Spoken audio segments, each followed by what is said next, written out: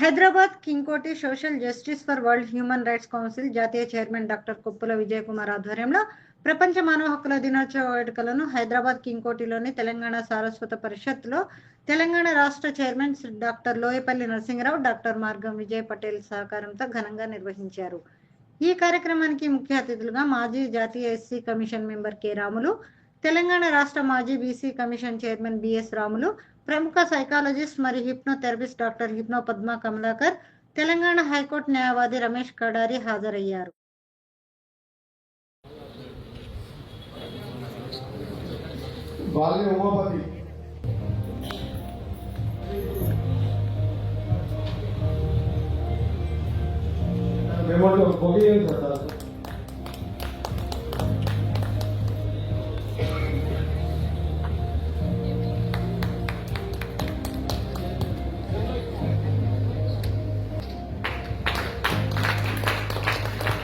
Doctor B Sudhakar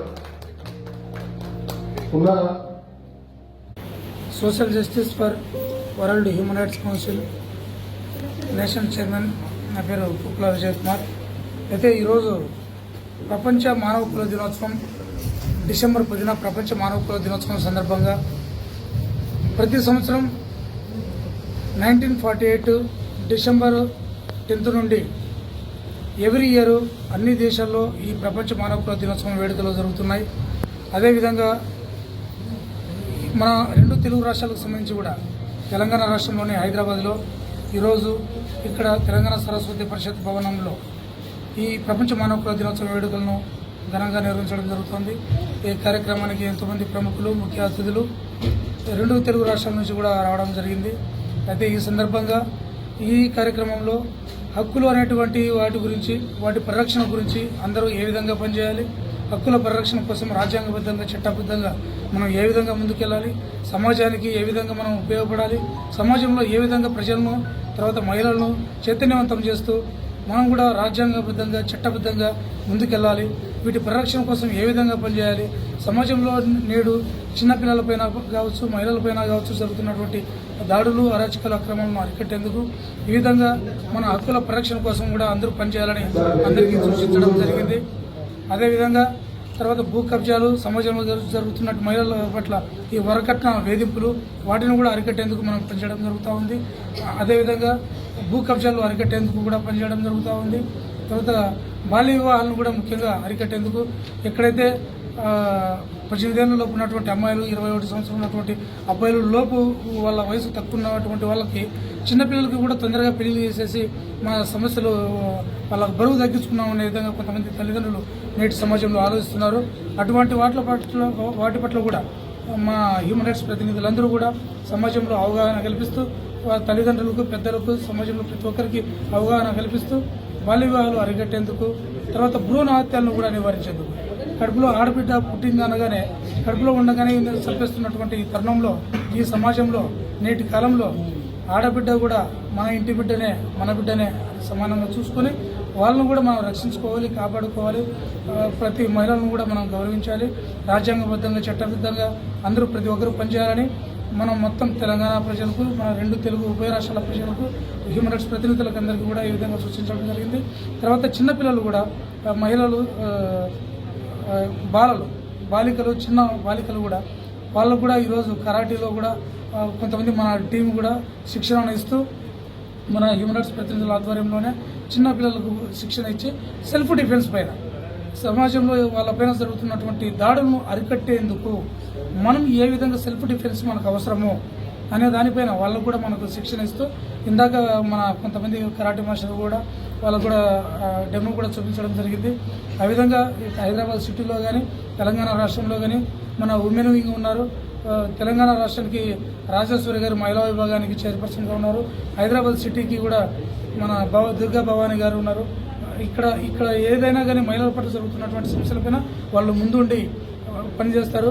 బాధితులు ఎవరైనా కానీ సమస్యలు మా దగ్గరికి రావాలంటే రిటర్న్గా కంప్లైంట్ రూపంలో మాకు తీసుకొచ్చి ఇచ్చారు. మీ దగ్గర మేజర్గా ఎలాంటి వాళ్ళు వచ్చారు? ఇప్పటి వరకు మీరు మేజర్గా చేసిన ఏదన్నా మంచి వర్క్స్ ఏంటి? మా దగ్గరకు వచ్చేటి ఎక్కువ సమస్యలు ఏదంటే ఫ్యామిలీ డిస్ప్యూట్స్ ఎక్కువ వస్తూ ఉంటాయండి.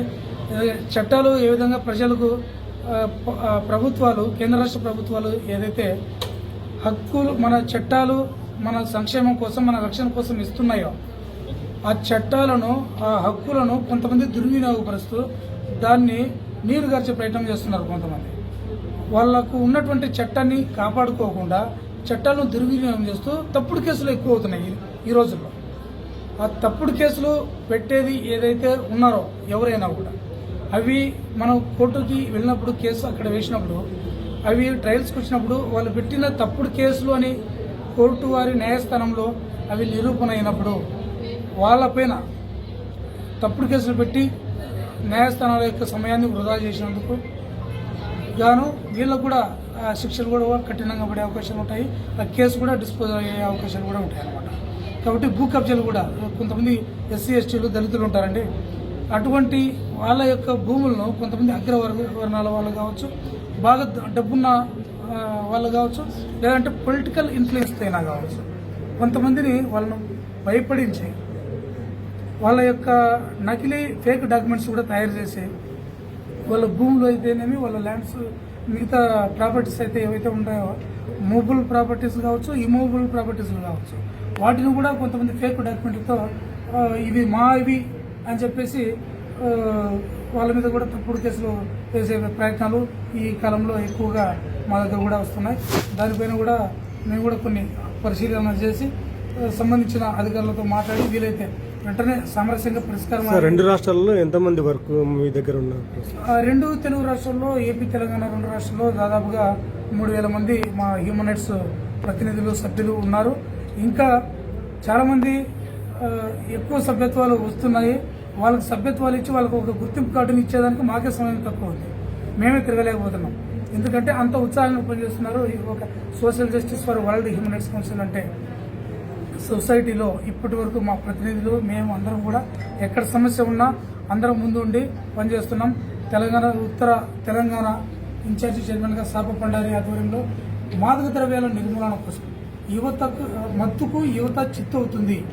ఏ విధంగా చిత్తవుతుంది కాబట్టి హై స్కూల్ స్థాయి నుండి కాలేజీ స్థాయి వరకు కూడా యువత మాదక ద్రవ్యాల కోసం గుట్కాలు, గంజాయి ఇటువంటి ఏవైతే ఉన్నాయో వాటికి బానిస అవుతూ వాళ్ళ బంగారు భవిష్యత్తును ఆడు చేసుకుంటూ తల్లిదండ్రులకు, తర్వాత సమాజానికి తీరని శోకం మిగిలిస్తూ అనేక రకమైనటువంటి దారుణాలకు ఉడిగడుతూ మత్తులో ఏం చేస్తారో తెలియదు.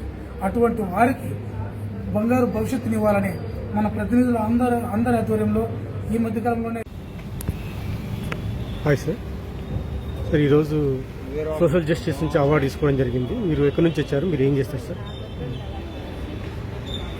ముందుగా ప్రపంచ మానవ హక్కుల దినోత్సవ శుభాకాంక్షలు అందరికీ. సో ఈ మానవ హక్కులను పరిరక్షించడానికి ఒక social justice for world human rights అనే సంస్థ ముందుకొచ్చింది. దీని ద్వారా కొన్ని వేలాది మంది దీంట్లో చేరి వాళ్ళకు తగిన సేవలు ప్రజలకు చేయడం జరుగుతుంది. దాంట్లో భాగంగా నేను మార్గం విజయ్ పటేల్ ఏంటంటే skill development programmes, women empowerment programmes, తర్వాత mental arithmetic, abacus, brain gym ఇలాంటివి, తర్వాత స్పోర్ట్స్లో లైక్ కబడ్డీ నేషనల్ స్టేట్ లెవెల్లో బాలులకు అందరికి కూడా ఏంటంటే ఆపర్చునిటీ ఇచ్చే విధంగా సో మా వంతు సాయం మేము చేయడానికి ముందుకు వస్తున్నాము. ఇది only social justice for world human rights అయితే మానవ హక్కులే కాకుండా ప్రతి ఒక్క నేటి బాలులే రేపటి పౌరులు అంటారు కాబట్టి సో ప్రతి ఒక్కరికి కూడా ఆపర్చునిటీ కలిగించాలి. సో వాళ్ళ దగ్గర చాలా నైపుణ్యత ఉన్నప్పటికీ కూడా వాళ్ళు మెరుగులోకి రారు. సో అలాంటి వాళ్ళని వెతికి పట్టి ఆ టాలెంట్ని పట్టుకొని వాళ్ళకి శిక్షణ ఇస్తూ వాళ్ళకి అన్ని వేళలా మేము సపోర్ట్ ఉంటూ ఎడ్యుకేషన్ పరంగా కానివ్వండి, స్పోర్ట్స్ పరంగా కానివ్వండి, సో ఇలాంటి వాటిలో కూడా మేము వాళ్ళకి సహకారం చేస్తూ వాళ్ళ యొక్క గమ్యానికి చేరుకునేందుకు మేము దోహదపడుతున్నాం. ఇప్పటివరకు ఎంతమందికి మీరు దాదాపు ఇప్పటివరకు 36 మందికి మేము చేసాము. తర్వాత దీంట్లో జడ్జిలు, తర్వాత మంచి అడ్వకేట్లు, ఇంజనీర్స్ వీళ్ళు కూడా ఉన్నారు. క్రీడా రంగానికి వస్తే ఇప్పుడు కబడ్డీ, బాక్సింగ్లో కూడా ఉన్నారు. సో ఈరోజు సోషల్ జస్టిస్ మీకు అవార్డు ఇచ్చారు sir. How is feelings? So award అనేది సరే చాలా సంతోషమైన విషయం. కాకపోతే ఏంటంటే ఇది ఎవరైతే కళ్ళల్లో మనం ఆనందం చూస్తాం కదా దానికన్నా ఎక్కువ ఏం కాదు ఇది. సో అలాంటిది ఎన్నో సంగతులు మేము చూసాము, ఇంకా చూడాలనుకుంటున్నాము. మా కోరిక కనీసం 1,00,000 మందికి మేము రీచ్ అయ్యి వీళ్ళందరికీ కూడా మేము సర్వీసెస్ ఇవ్వాలని మనస్ఫూర్తిగా అందరికీ కోరుకుంటున్నాము. Thank you sir. Hello sir. Hello అండి. సార్ మీరు ఎక్కడి నుంచి వచ్చారు? ఈరోజు సోషల్ జస్టిస్ తెలుగు పరిస్థితుల్లో మీకు అవార్డు కూడా తీసుకున్నారు. అవునండి. మీ కేసు సార్? ఎస్, నా పేరు డాక్టర్ రఘు అండి. నేను సహాయ చారిటబుల్ సొసైటీ అని మియాపూర్ నుంచి వచ్చాను. సో ఈ రోజు నేషనల్ హ్యూమన్ రైట్స్ డేని సెలబ్రేట్ లో భాగంగా సో మమ్మల్ని సెలెక్ట్ చేసి మాకు జ్యూరీ వాళ్ళు అవార్డు ఇవ్వడం జరిగింది. చాలా సంతోషము. అలానే హక్కుల గురించి చాలా వివరణ అనేది సభ్యులనేది తెలియజేయడం జరిగింది. సో మానవ హక్కుల గురించి అట్లా పరిరక్షణ గురించి చాలా విషయాలు ఈ రోజు తెలుసుకున్నాం. అలానే మాకు ఈ అవార్డు పొందినందుకు కూడా సహాయ చారిటీ నుంచి అనేక సంఘ సేవ కార్యక్రమాలు మేము చేస్తున్నాము. సో ఇది పొందటము మాకు ఎంతో ఆనందకరంగా ఉంది. అలానే మాకు ఎంకరేజ్మెంట్ గా ఉందండి. సహాయక ట్రస్ట్ ఎన్ని ఇయర్స్ నుంచి అసలు ఇన్స్పిరేషన్ సార్ ఇట్లా ప్రోగ్రామ్ చేయడానికి? అవునండి. సో మేము సహాయ చారిటబుల్ సొసైటీ అనేది పెట్టి దాదాపు 18 సంవత్సరాల నుంచి మేము సొసైటీలో వృద్ధులకు సేవ చేస్తూ అనేక మంది జాబ్స్ కల్పిస్తూ అలానే సోషల్ పరంగా కూడా మేము సొసైటీకి హెల్ప్ చేస్తూ ఉంటున్నాం. సో ఈ విధంగా మాకు ఈ రోజు మాట్లాడడానికి అవకాశం కల్పించినందుకు కూడా చాలా సంతోషంగా ఉంది. సో మేము జ్యూరీ వాళ్ళకి సో చాలా వేల మందికి మేము జాబ్స్ కల్పించడం జరిగింది. ఇది ఫ్రీగా ఉచితంగా మనం అనేక మందికి జాబ్స్ ఇస్తున్నాము. సో మనము చదువుతో సంబంధం లేకుండా ఒక ఆధార్ కార్డుతో చాలా మందికి జాబ్స్ ఇస్తున్నాం. అలానే చదువుకున్న వాళ్ళకి కూడా చాలా జాబ్స్ రూపకల్పన చేయడం జరిగింది సహాయ చారిటీ అనే ఇన్స్టా ఐడి ద్వారా. అలానే యూట్యూబ్ ద్వారా మేము చాలా మందికి కనెక్ట్ అయ్యి ఫ్రీగా జాబ్స్ ఇవ్వడం జరుగుతుంది. ఈ రోజు సోషల్ జస్టిస్ మీకు అవార్డు ఇచ్చారు. ఎస్ అండి. Thank you so much. Jury మెంబర్లు అందరూ మమ్మల్ని సెలెక్ట్ చేసి ఇవ్వడం అనేది సో మేము చేస్తున్న ఈ యొక్క కార్యక్రమాలను గుర్తించడము అలానే మాకు ఎంకరేజ్మెంట్ గా సో మా పనులను గుర్తించడం అనేది మాకు చాలా సంతోషంగా ఉంది.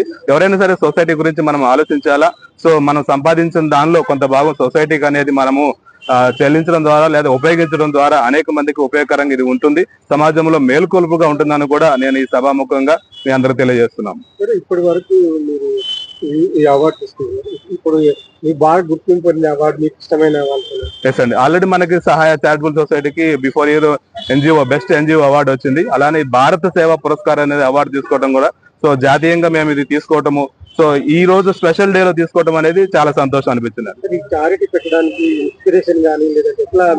ఎస్ అండి. సో మేము ఫిజియోథెరపీ డాక్టర్ అండి. సో మేము వృద్ధుల పట్ల ఉన్న వాళ్ళకి సేవ చేయాలి, వాళ్ళని గుర్తించాలి, వాళ్ళ అవసరాలు తీర్చాలి సో అన్న ఉద్దేశంతో సో మనం ఇన్స్పిరేషన్ గా తీసుకొని చాలా ఓల్డేజ్ హోమ్లు మేము సర్వీస్ చేయడం జరిగింది. సో దానిలో భాగంగా సో మనకు ఒక ఆలోచన కలిగి ఒక మెడికల్ బ్యాక్గ్రౌండ్ తోటి వృద్ధాశ్రమం అనేది పెట్టి సో వృద్ధులకు సేవ చేయడం బాగుంటుంది అన్న ఆలోచనతోటి సహాయ సంస్థ అనేది రూపకల్పన జరగడం జరిగింది. మన చారిటబుల్ దాంట్లో ఎంతమంది మీ దగ్గర ఇప్పుడు సహాయం పొందుతున్నారు? వృద్ధులు మనం దాదాపు చూసుకుంటే 50 మంది వృద్ధులు మన దగ్గర ఉన్నారండి. సో వాళ్ళలో దాదాపు 10 మంది పైన ఫ్రీగా వాళ్ళకి మనం సర్వీస్ చేయడం జరుగుతుంది. సో వాళ్ళ ఆలన పాలన అంతా కూడా మంచి చెడ్డ అంతా కూడా ఉచితంగా మనము సహాయ చారిటబుల్ సొసైటీ ద్వారా వాళ్ళకి సేవ చేయడం జరుగుతుంది. దానిలో భాగంగానే మమ్మల్ని గుర్తించి ఈ అవార్డు అనేది మాకు ఇవ్వడం జరిగింది. డబ్బులు అందరి దగ్గర ఉంటాయి కానీ సహాయం చేయడం వాళ్ళు మీలాంటి అవునండి. కొత్తగా ఈ సోషల్ మా జనాలకు పబ్లిక్ మీరేమన్నా చెప్పగలరు? అవునండి. నేను చెప్పేది ఏంటంటే వృద్ధులను మీరు గుర్తించాలి, వాళ్ళ అవసరతలు ఏంటో మనం గుర్తించాలి. వాళ్ళకి అందుబాటులో ఉంటే వాళ్ళని మనము పరిరక్షించుకోవడానికి రక్షించడానికి చాలా అవకాశం ఉంటుంది. అలానే సమాజం గురించి ప్రతి ఒక్కరూ ఆలోచించాలా. సమాజంలో ఎంతో కొంత మన వంతు సహాయం చేయాలి. సో మన తోటి వారికి, మన ఇరుగు పొరుగు వారికి, అలానే మన కాలనీల వాళ్ళకి మనం సహాయం చేసుకుంటూ పోతుంటే మనం దేశానికి సేవ చేసినట్టే అవుతాం.